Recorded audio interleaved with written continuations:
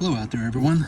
Today we're going to finish off the Robocop series with the first one, the best one, the one directed by Paul Verhoeven and released in 1987, and arguably one of the best science fiction films ever made.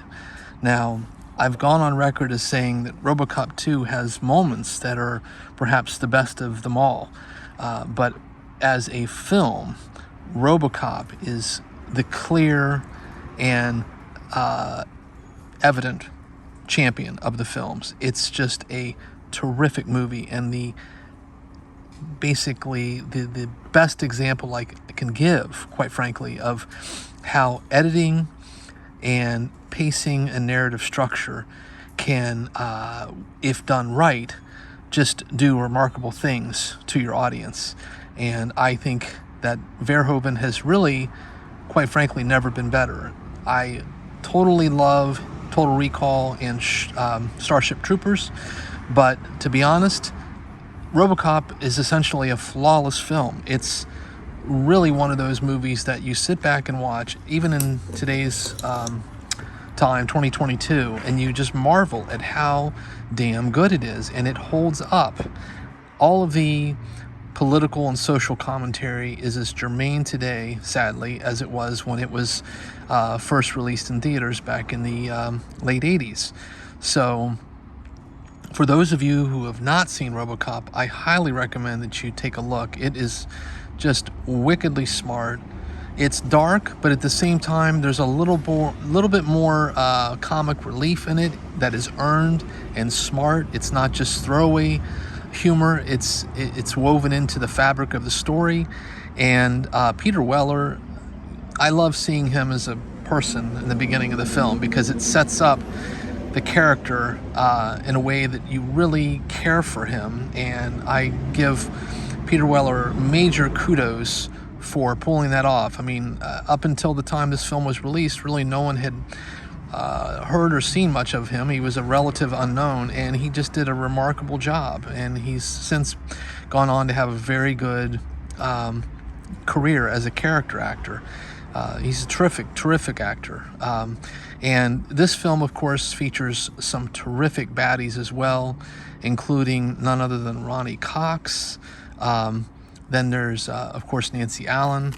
And then you had as well Miguel Ferrer, right here, who recently passed away. May he rest in peace. I believe Ronnie Cox is now gone too. It's rather sad. But in any case, Kurtwood Smith, another guy from That 70s Show, who just does a deliciously wicked villain. And, you know, may I just stop for a moment and point out that the true villain in this film, despite these sort of despicable characters, these sociopaths and psychopaths, I think that the true villain in really all three films is OCP. And I feel like that's what made Verhoeven's story, his film, so compelling. You know, it's just a terrific blend of political and social satire and sci-fi with action. And it has just an incredible flow to it. It's really a movie that's just essentially a perfect film. I think it stands as, I would say, probably one of the top 25 films of all time. I know that sounds like a bold statement, but when you sit down and watch it or rewatch it, I challenge folks to pick holes in the film. I mean, I just think it's just one of those lightning in a bottle moments.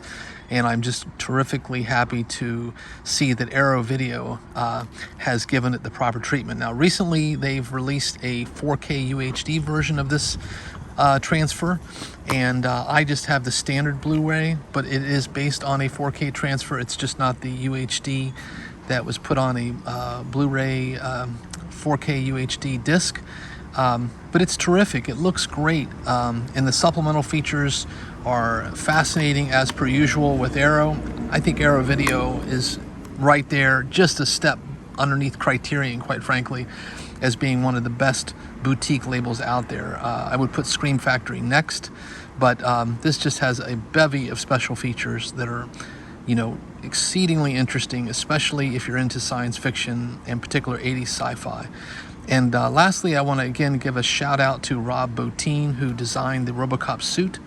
Such a great craftsman in the practical effects domain that has made an indelible mark in the industry over the years. Again, I just can't recommend this film enough. So on that superlative note, I just hope everyone out there as well, please feel free to comment. I'd love to hear your opinions on this film, and whether you have this particular release by Arrow. And apart from that, just please take care out there, stay safe, be kind, and keep watching cinema.